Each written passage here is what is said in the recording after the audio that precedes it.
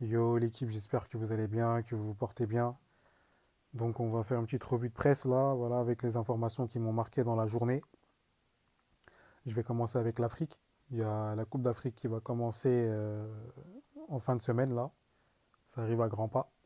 Le Sénégal a fait un match amical, un match de préparation face au Niger. Voilà, victoire 1 but à 0 à la toute dernière minute, à la 99e minute, un but de Formose Mendy, le Lorientais. Voilà, pour moi, c'est un match à oublier, hein, une prestation à oublier. On va retenir que la victoire, qui est importante avant de débuter une compétition, on le sait, hein. Mais malheureusement, sur le terrain, c'était laborieux, on peut dire ça comme ça. Ça manquait cruellement d'efficacité devant.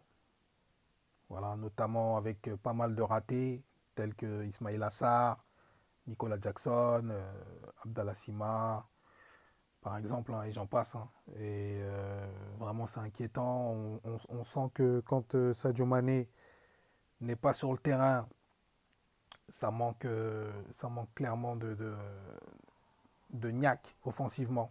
Voilà. On n'est pas chirurgical du tout. Et c'est pas normal. Face au Niger, normalement, tu dois leur mettre un petit 4, un petit 3-4-0, et c'était largement faisable. Il y avait largement la place.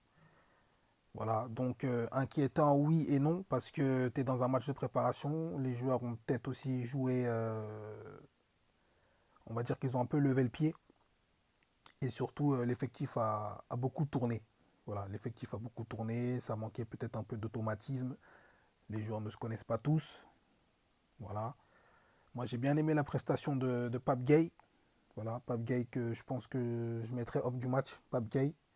Il était très très solide. Ça fait très longtemps qu'il n'a pas joué au foot. Il était suspendu, hein, on le sait, hein, depuis son histoire avec Watford. Mais franchement, il a été très très important au milieu de terrain, très impactant aussi, avec une très belle palette en termes de jeu long, en termes de passes. J'ai bien aimé aussi Lamine Camara. Voilà, Lamine Camara. J'ai bien aimé Koulibaly, par exemple. Et Abdou Diallo qui est un peu en deçà aussi, je trouve qu'il est un peu il est peut-être un peu fatigué ou je sais pas. Mais en tout cas, c'est pas le Abdou Diallo que j'ai connu. Euh, Après, bon, c'est un match de préparation. Quand il va rentrer, je pense, en compétition, il va un peu plus montrer de sa personnalité. Après, voilà, dans l'ensemble, comme je vous ai dit, c'était un match, on va dire un match d'entraînement, tout simplement, un match d'entraînement. Donc voilà. On va parler de Boniface, l'attaquant nigérian Victor Boniface, l'attaquant du Bayern Leverkusen, qui doit déclarer forfait pour la Coupe d'Afrique. Voilà. Il s'est blessé à l'aine et il sera indisponible durant 6 semaines. Gros coup dur quand même pour lui déjà et pour le Nigeria. Mais le Nigeria, je m'inquiète pas parce qu'ils ont ce qu'il faut en termes d'attaquants. Voilà, ils ont pléthore d'attaquants. Et en plus, je pense que peut-être qu'un Terem Mofi pourrait justement profiter de cette, euh, de cette absence pour intégrer l'équipe. Voilà, Terem Mofi qui n'était pas dans la liste de l'équipe du Nigeria. Je pense que il pourrait intégrer cette équipe-là. En tout cas, bon courage à Boniface. Ensuite, on a Guirassi. Guirassi aussi qui est sorti sur blessure. Bon, il a senti une petite gêne à la cuisse. Mais d'après son sélectionneur, tout va bien. C'est une petite alerte. Et normalement, tout devrait rentrer dans l'ordre. Mais moi, tel que je connais les sélectionneurs, ils vont jamais dire clairement les choses, hein. Voilà, je pense que peut-être qu'il devra peut-être faire des petits examens. Peut-être. Après, ça reste à voir. Mais Guirassi, c'est un cadre de la Guinée. C'est le meilleur buteur africain. Moi, j'ai envie de le voir à cette Coupe d'Afrique. C'est comme Boniface. Ça me fait un peu chier qu'il soit pas là. Boniface, mais il y a aussi Ndidi aussi, hein, côté Nigeria, un cadre au milieu de terrain aussi qui a dû déclarer forfait. Donc voilà, ces joueurs-là, j'aurais bien voulu les voir performer à la Coupe d'Afrique. C'est dommage. Et voilà, en tout cas, force aux blessés. Et on espère que Guirassy, c'est pas trop grave pour lui. On va parler de Manchester United. Manchester United qui a rencontré Wigan pour la Cup. Voilà un match,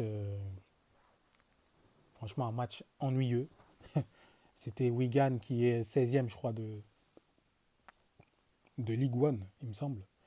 Ouais, c'est ça, League One. C'est-à-dire de 3e division anglaise. Et Manchester United, avec son équipe type quasiment, n'arrivait pas en fait à les surclasser, tout simplement. Quand je voyais McTominay, je voyais Marcus Rashford qui avait du mal, même s'il a fait une passe décisive. Euh, franchement, voilà quoi. En plus, tu marques sur un penalty transformé par Bruno Fernandes. Après, avant ça, tu marques un but grâce à Diogo Dalot avec sa belle qualité de frappe. Mais voilà, je trouve que c'est pauvre quoi. C'est pauvre, c'est inquiétant, c'est honteux. Voilà, donc attendons de voir ce que ça va donner face à Tottenham. Mais moi, je suis pas confiant du tout pour Manchester United. Je suis pas du tout confiant. Voilà. Et on va terminer avec Monsieur Franz Beckenbauer. Beckenbauer qui nous a quittés aujourd'hui à l'âge de 78 ans. Voilà, il avait remporté deux ballons d'or en 72 et en 76. Voilà, il fait partie des meilleurs défenseurs de l'histoire du football.